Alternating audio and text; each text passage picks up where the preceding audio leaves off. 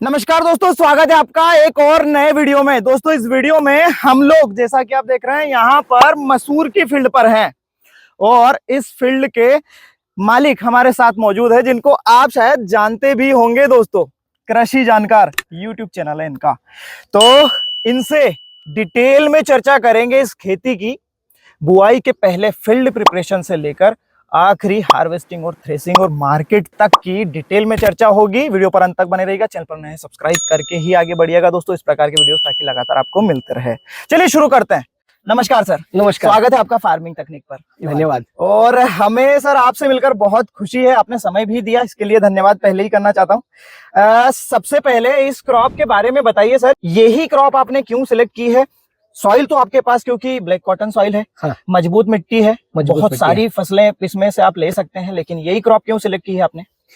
Actual में problem मैं आपको बताता हूँ, ये नहीं है कि मसूर हमारे क्षेत्र की एक मुख्य फसल में से एक है। हमारा क्षेत्र रतलाम में रियावन से हूँ और रियावन जो है रतलाम जिले के अंदर में आता है। यहाँ पर लगभग सभी प्रकार की फसलें हो सकती है। गेहूं उगा सकते हैं, गेहूं के साथ में आप मसूर उगा सकते हैं, अलसी उगा सकते हैं, सरसों वगैरह उगा सकते हैं। अगर मेडिसिनल क्रॉप में जाएंगे तो अश्वगंधा, चिया, किनोवा और भी बहुत सारी फसलें, मेथी हो गया, डालर चने हो गए, बहुत सारी फसलें हमारे यहाँ पर उगाई जाती हैं। लहसुन और प्याज जो है हमारे क्षेत्र की मुख्य फसलों में से एक है। बिल्कुल। पर दोस्तों यहाँ जिस फील्ड के अंदर अपन खड़े हैं, ये जो फील्ड है यहाँ पर पिछले वर्ष यहाँ पर गेहूं था। अगर हम बार बार एक ही टाइप की फसलें लेते हैं तो वहां पर एक प्रॉब्लम आती है कि जो हमारी जो मिट्टी है उसके अंदर प्रॉब्लम आने लगती है। अगर हम बार बार गेहूं वगैरह लेंगे तब भी इशू आते हैं, बार बार लहसुन लेंगे तब भी इशू आएंगे और बार बार हम मसूर लेंगे तब भी इशू आएंगे। तो क्रॉप रोटेशन के हिसाब से ये पूरे 5 बीघे का फील्ड है और यहाँ पर पिछले वर्ष गेहूं थे, तो उसको ध्यान में रखते हुए हमने यहाँ पर इस वर्ष मसूर लगाई है क्योंकि क्रॉप रोटेशन का एक साइकिल पूरा हो सके। दूसरी बात ये है कि मसूर जो है ये बहुत कम खर्चे वाली फसल है, बहुत ज्यादा खर्चा इसके अंदर नहीं लगता है। आप नॉर्मली ये जो उत्पादन आता है, उत्पादन भी अच्छा आता है, मार्केट वैल्यू भी जो है लगभग गेहूं के बराबर ही इसकी मार्केट वैल्यू है। अच्छा, हाँ, मतलब 1 बीघे का लगभग उतना ही निकल जाता है। तो ये क्रॉप लगाने के लिए क्या समय सही होता है जिसमें लगाएं तो मैक्सिमम प्रोडक्शन मिले? ये जो क्रॉप यहाँ पर आप लगी हुई देख रहे हैं, हाँ। इस क्रॉप को 1 नवंबर के बाद में लगाया गया है। मतलब जब अपने खेत सूख चुके थे उसके बाद में इसको लगाया गया था। 1 नवंबर के बाद में आप फसल देख पाएंगे, ये इसकी साइज हो चुकी है। मात्र इसके अंदर अगर आप सिंचाई अगर देखेंगे, सबसे पहले मैं आपको बताता हूँ लगाया किस विधि से था। नॉर्मली हमारे क्षेत्र में आपने पूरा विजिट किया होगा, यहाँ पर देखा क्यारियां बनाई गई है। बिल्कुल, ठीक है, ये क्यारियां, हाँ, ये पूरी क्यारियां बनाई गई है। लगभग कितनी फीट चौड़ी है? 5 फीट चौड़ी है। और हमारे यहाँ पर ब्रॉडकास्टिंग मेथड जो होती है उससे इसको लगाया जाता है। नॉर्मली क्या होती है, सिड्रिल जो है, सिड्रिल के अंदर इसको भर दिया जाता है। सिड्रिल से भरने के बाद में पीछे की जो नलियां है उनको खोल दिया जाता है और सिड्रिल को एक हकाई भी हो जाती है खेत के अंदर और पीछे क्यारियां भी निकल जाती हैं और सिड्रिल की जो है मतलब एक तरीके से ब्रॉडकास्टिंग हो जाती है। ब्रॉडकास्टिंग भी हो गई। खेत तो अपन हाथ से ब्रॉडकास्टिंग करते हैं तो उसमें बहुत सारी चीजें होती है। सबसे मेन चीज है कि हाथ से ब्रॉडकास्टिंग करेंगे तो निशान बनाने पड़ते हैं, बीच में छूट भी जाता है, प्रॉब्लम आती है। तो उसको ध्यान में रखते हुए सिड्रिल के अंदर ही अपनों ने भर दिया, उसी के अंदर सारी चीजें हो जाती है। पूरी यूनिफॉर्म, हाँ, सीड रेट भी आप देख रहे हो, बिल्कुल कहीं पर भी कोई इशू नहीं है।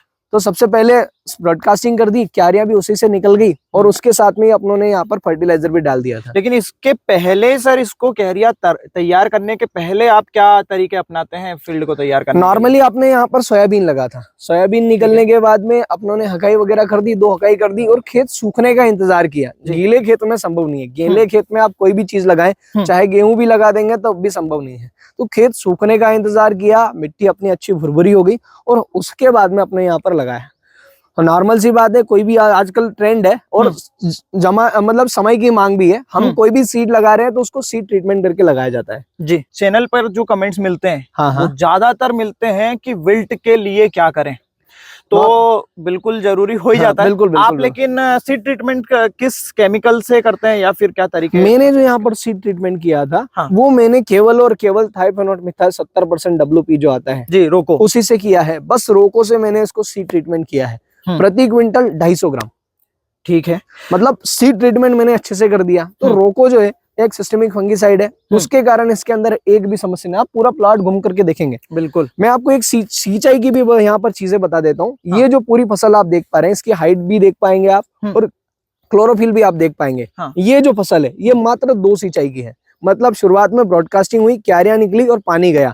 ठीक माना कि 1 नवंबर को अपनों ने इसकी अर्ली स्टेज में सबसे पहले शुरुआत में अपनों ने इसको पानी दिया, और उसके बाद में जब अपनी जो मसूर है वो लगभग इतनी बड़ी बड़ी होगी, 12-15 दिन में हो जाती है, उसके बाद में इसके अंदर एक पानी और दे दिया था। ठीक है। उसके बाद में अभी तक इसके अंदर कोई पानी नहीं गया। और अभी ये कौन सी स्टेज पर चल रही है सर? अभी इसमें फ्लावरिंग आ रही है और जो फ्रूट सेटिंग हो रहा है यही है। ये देखिए, ये जो फलियां बन रही है, ये जो फलियां जो बन रही है यही इसकी फलियां हैं।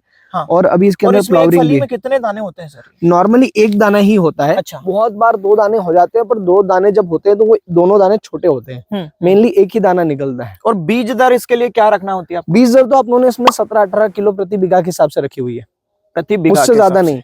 और इसके लिए बेसल के लिए जो आप फर्टिलाइजर यूज करते हैं, वो केवल बेसल में ही करते हैं? बाद बिल्कुल में तो बेसल में देते ही नहीं है। उसके बाद में कुछ चीज देने की जरूरत भी नहीं है। बेसल में क्या रखते हैं सर? बेसल में मात्र और मात्र मैंने इसके अंदर जो 12-32-16 आता है वही दिया, इसके अलावा इसके अंदर कुछ भी नहीं दिया।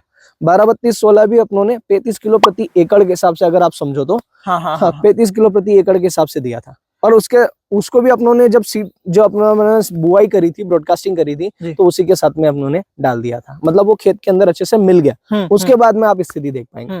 मतलब अभी तक जो मैं समझाऊं वो तो यही समझाऊं कि ऐसी बेफिक्री वाली फसल है। हाँ बिल्कुल बेफिक्री वाली फसल है। बुआई करो और 1-2 सिंचाई, हल्की जमीन हो तो सकता है कि ज्यादा सिंचाई ज्यादा लग जाए। आपकी तो क्योंकि ये ब्लैक कॉटन सॉइल है, मजबूत सॉइल है, गहरी सॉइल है, तो ज्यादा दमदार है। हल्की जमीन जिनके पास हो उनके पास उनको 1 सिंचाई हो सकता है ज्यादा लग जाए। हाँ। चने में एक चीज होती है जो हम देखते आ रहे हैं कि जैसे फ्लावरिंग पर ही आ जाता है जब प्रॉपर, तब सिंचाई उसके बाद हम लोग नहीं देते हैं। अगर सिंचाई देते हैं तो वापस फ्लावर ड्रॉप होते हैं। हाँ, फिर वही प्रोसेस उसकी चालू होती है। चने खराब भी होते हैं कई बार, क्योंकि सूखने की भी प्रॉब्लम आती है, उगटा रोग भी आता है। तो इसमें भी ऐसा होता है क्या? बिल्कुल होता है। अच्छा, आप कैमरा थोड़ा सा उधर घुमाएंगे, अगर आपको वहां पर एक थोड़ा सा कलर चेंज दिख रहा होगा। दिख रहा है? क्योंकि ऊपर वाले जो हमारे पड़ोसी हैं उनके यहाँ पर पानी आया था। पानी गेहूं है उनके यहाँ पर, उन्होंने गेहूं के अंदर पानी दिया। जैसे ही उन्होंने पानी दिया तो होता क्या है, बीच में कहीं वो मेड़ के बीच में गैप होगी तो थोड़ा पानी इधर आ गया। तो जैसे जैसे पानी दिया वहां पर आपको विल्ट की, सूखने की समस्या ज्यादा देखने को मिलेगी। अगर आप इसको बार बार पानी देते हैं तो सूखने की समस्या आ सकती है।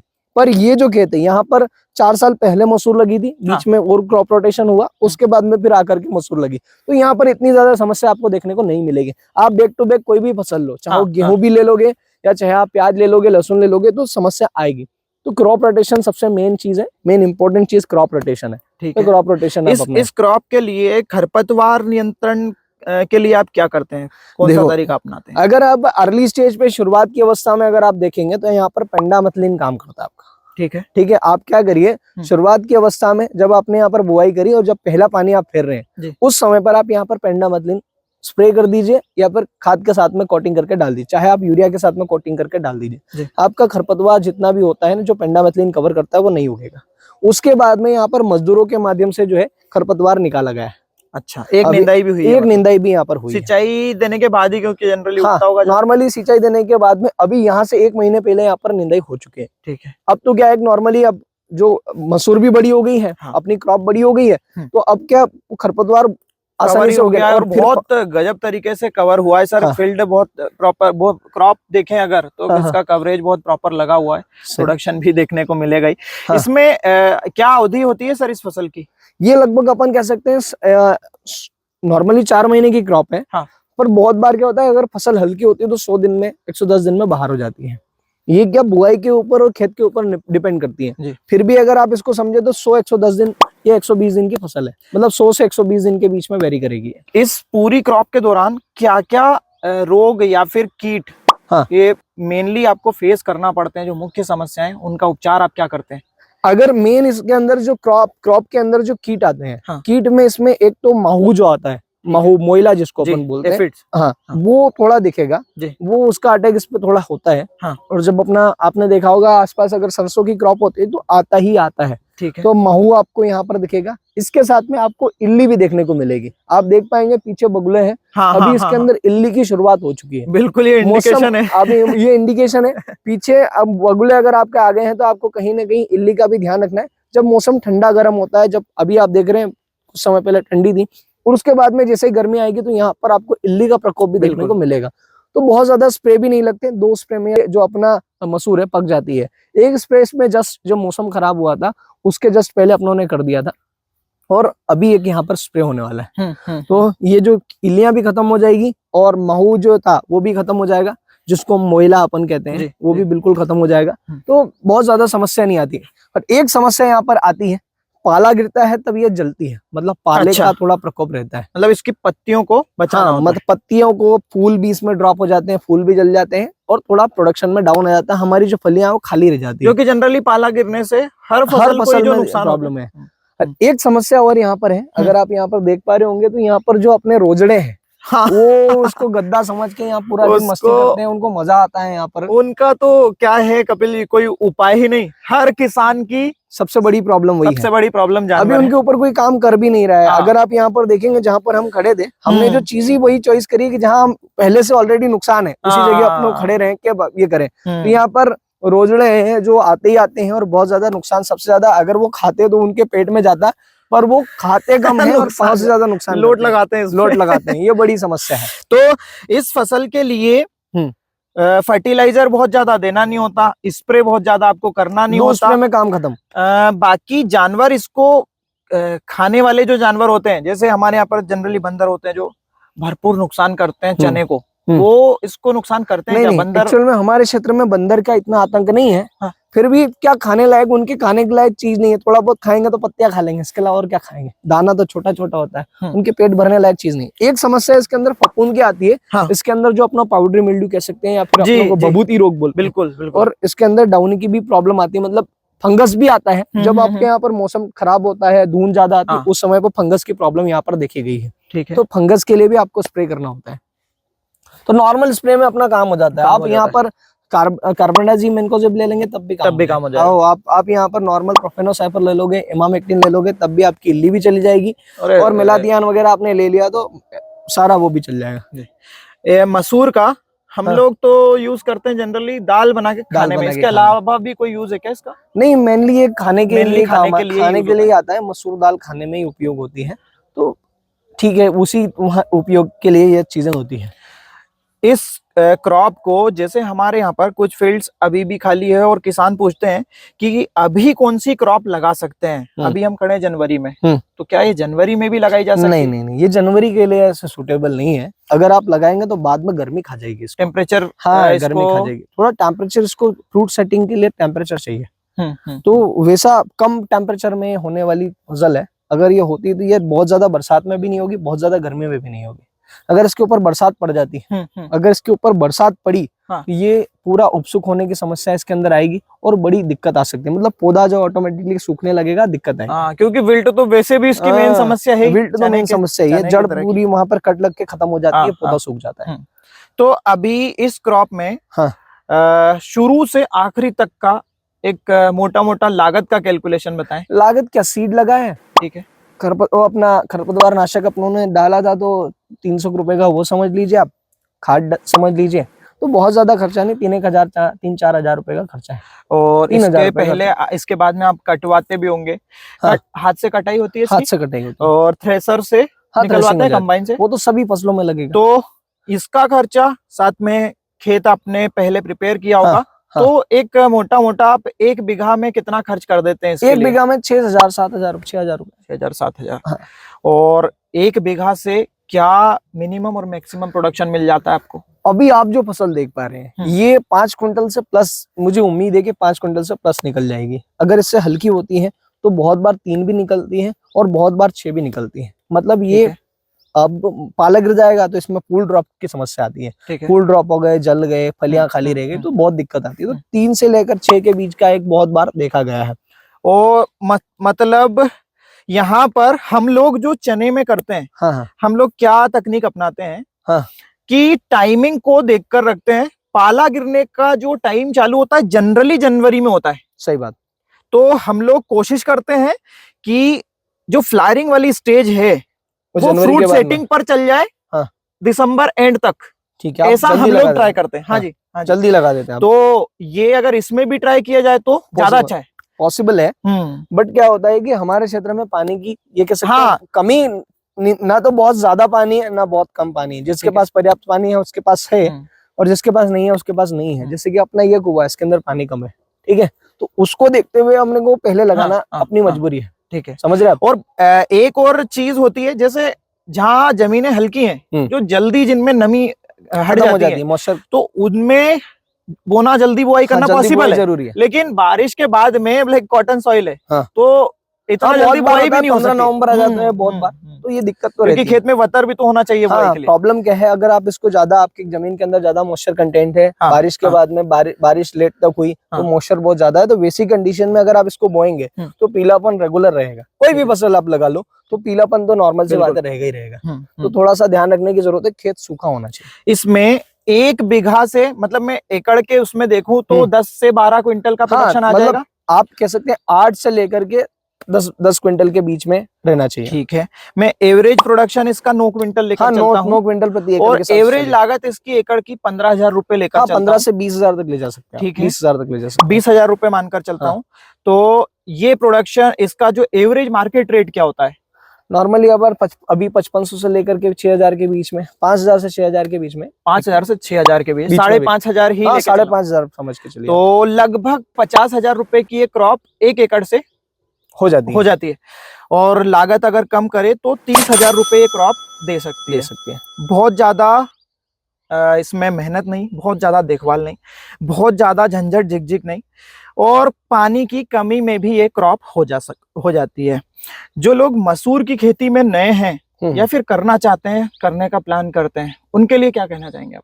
कर सकते हैं, कोई समस्या नहीं है, बहुत बड़ी प्रॉब्लम नहीं आती। कोई ऐसा नहीं है कि आपको मास्टरी की जरूरत है, ठीक है, कोई मास्टरी की जरूरत है नहीं। देखो, नॉर्मल सी बात है, आपको बुआई करनी है और एक सिंचाई करनी है, और बाद में थ्रिप्स अपने इसके अंदर इल्ली आएगी, फफूंद आएगी, उसके लिए स्प्रे करना है, डेड सीड काट लेना है।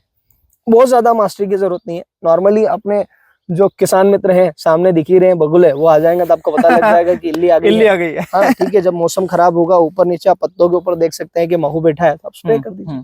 ऐसा भी कोई मास्टरी की आवश्यकता नहीं, कोई भी किसान कर सकता है। इसमें वैरायटी के बारे में बताएं, इसकी कुछ वैरायटी तो है, बट अपने क्षेत्र में जो पुराना जो बीज चल रहा है वही चल रहा है। हाँ, हम किसानों से एक्सचेंज कर लेते हैं। मैंने विकास को दिया, विकास से फिर मैंने ले लिया 1 साल बाद, मतलब खेत एक्सचेंज करते रहते, किसी रिश्तेदार से बीज लेकर के आ गए, मतलब खेत के साथ बीज भी रोटेट हो जाता है, तो फायदा मिलता है। मतलब जैसे अपना रिश्तेदार 30 किलोमीटर दूर है, तो अपना बीज उसको दे दिया, उसका बीज अपनों ने ले लिया, तो काम हो जाता है।